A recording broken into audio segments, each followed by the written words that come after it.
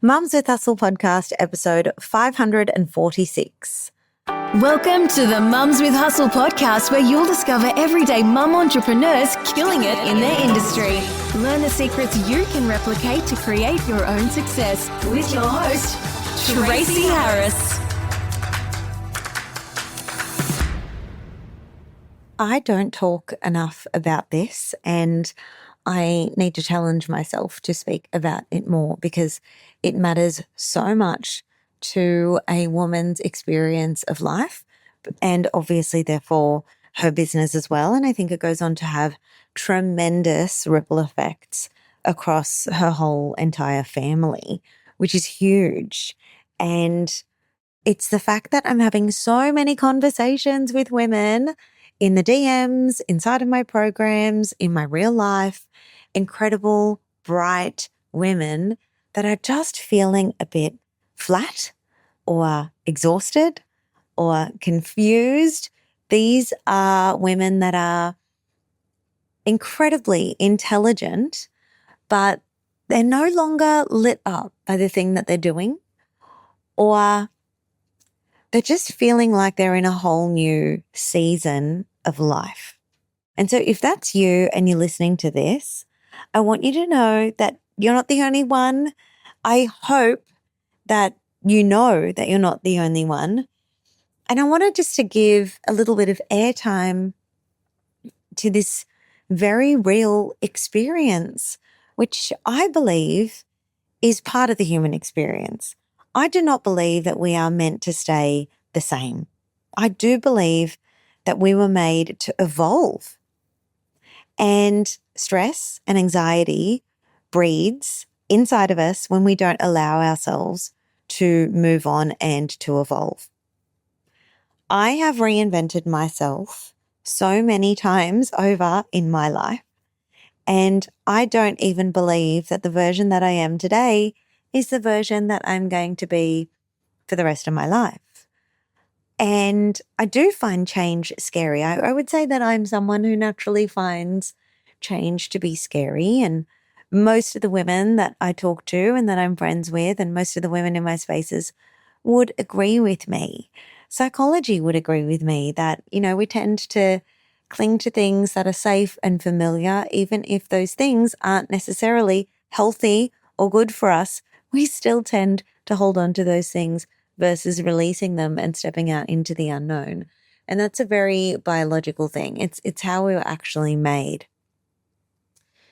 But now, as I think about the fact that so many of us in this community are in our 40s and 50s, that's actually the majority of who makes up this community, women in their 40s and 50s, we are in a whole other season of life.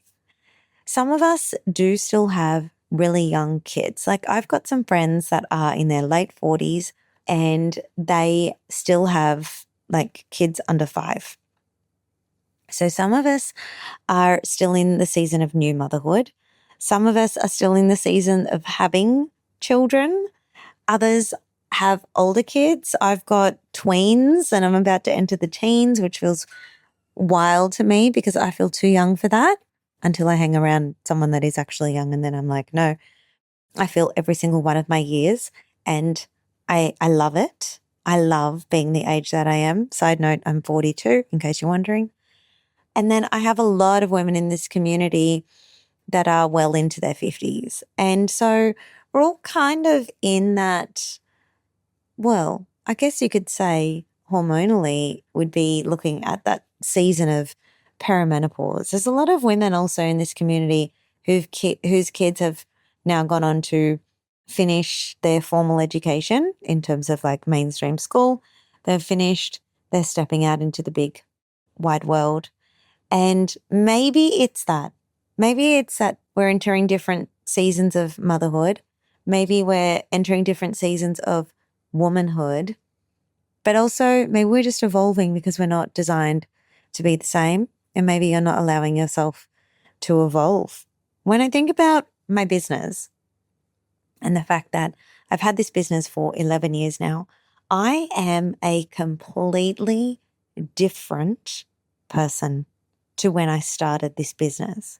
And oh my goodness, so much of what I've created to this date is created out of the legacy of what came before it and who I was at that time. And so sometimes I do stop and I wonder and I go, wow, like, what if none of that existed at all? What would I create now? And I'm sharing this with you because last night in Bali, I met up with a very successful female entrepreneur. She's been an entrepreneur for, I think she said 18 years. Her husband is an entrepreneur as well. They're very much freedom makers like Carl and I are. And we were talking about this because she has just decided to give up her business and she doesn't quite know what's next. She's open to all of the possibilities and it's exciting. And so my first response to her was, congratulations. Congratulations on claiming freedom for yourself and for not seeing it as a failure, just seeing it as like a new beginning. Prior to being an entrepreneur for these past 11 years, I was a primary teacher and I did that for about 10 years. And even when I started that career, I could not imagine doing it forever. And I had that thought originally when I was at university. So when I was about 20, 21, and I was already partway into my first education degree, I already knew then that this is not something that I'm going to do forever. I don't know why, because all around me, like my parents were definitely people that had the same career for their whole lifetime. And yet I just had this feeling, this inner knowing that that's not what I'm going to do forever. And I would say on an identity level, I do not identify as being a person who is only here to do one thing in my lifetime. So I had that from a really young age. And then it doesn't mean that what I put my hands to at any given point in time isn't something that is in my purpose or isn't something that God is calling me to do. I very much believe that I'm meant to do these things and I do them with my absolute due diligence. Like I put my best effort into everything that I do. However, I do believe in seasons, and some of us, I would say most of us as entrepreneurs are called to create. We are given visions and we are called to create. And not everything that we put our hands to needs to be for forever. So I think about all of my friends that have been in business for a really long time. And if you're listening to this podcast, you know who you are. There are so many of you, incredibly intelligent women that are being brave and they are saying, I quit that, or I'm closing that offer, or I'm no longer doing this, or I'm not going to do this business at all, or whatever it might be. And they're able to bravely sit in the space of being in between. And I think about the women that I've had in my mastermind over the years, and there are a few of them in particular that have never taken themselves out of that mastermind room, even when they were in long periods of being in the space in between. And I just take my hat off to you ladies, because I know that the majority of people would not have the courage to sit in the in-between like you did. And if they did, they would not be investing in a mastermind because they are thinking, I don't have clarity on the business that I want to really put my mind and my resources and my money behind. So therefore, I'm not worthy of being in a mastermind until I'm clear or further along in something. And I just want to challenge that, because I would think that the time where you need people the most, like if you think about what a mastermind actually is, it is an advisory team. It is a sounding board. It is a group of trusted expanders people that are there to hold you in all of the seasons, not just in the seasons of clarity, but also in the seasons where it's cloudy, and to hold space for you as you navigate that. So anyway, this episode is really just dedicated to all of the brave women who are daring to embrace the in-between season, the ones in transition, the ones who have come to clarity about what they no longer want to do or who they no longer want to be, and they're giving themselves permission to reinvent a new identity or just live life differently. This is a podcast and a community for freedom makers.